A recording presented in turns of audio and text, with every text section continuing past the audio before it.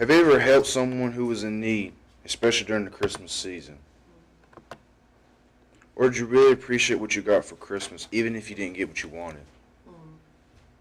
If your answer is often or never, you should consider giving to Operation Christmas Child. I personally served for Operation Christmas Child, and what it is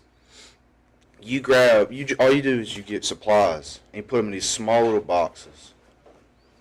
And what you do, you buy the supplies beforehand, a week, maybe 2 weeks after Thanksgiving, and you buy all the supplies then, and then 2 weeks before Christmas, you grab all the supplies that all the youth had bought, not just certain age groups or anything.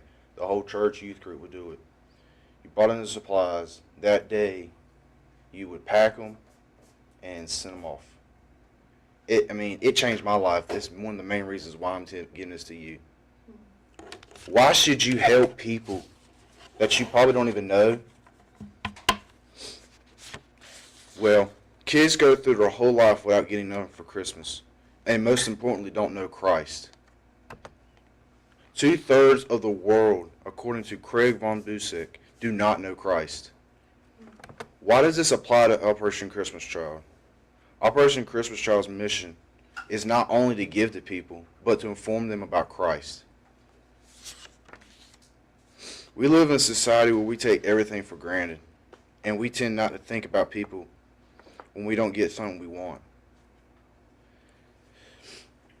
People don't know the love of Christ and the love of others. People that don't get things, especially during the Christmas season, tend to forget people love them, and they have family. Yeah, they have family.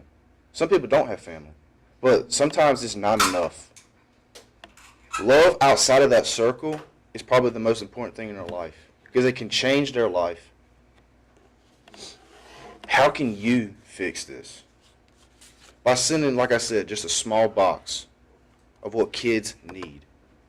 These needs can be school supplies, health care, toys maybe, but most importantly, a Bible.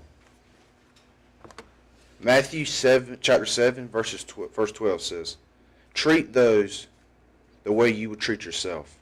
The way this applies is, how would you feel if you were in their shoes? Wouldn't you want them to do the same for you? Treat you as equal as them. Now that you know how to help, let's visualize you doing this for someone. Imagine yourself packing a box for a kid in need. Ask yourself, how will that kid feel when they open that box, when they get that box and they see and are wondering, why is someone sending something to me? The world doesn't care about me. Society doesn't care about me. Who is this person and why are they doing this? Imagine them opening the box, overjoyed with love, and they're breaking down in tears because they know that someone loves them. It feels good, doesn't it? Because of you, a kid can learn from not only love and compassion, but they can open that Bible that you've given them and learn the power of God and the love of God.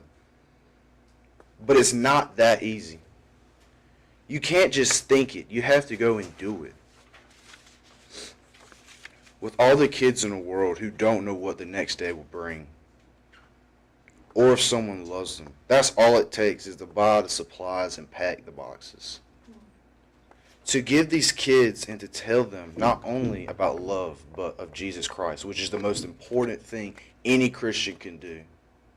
Because Jesus Christ said himself, go and make followers.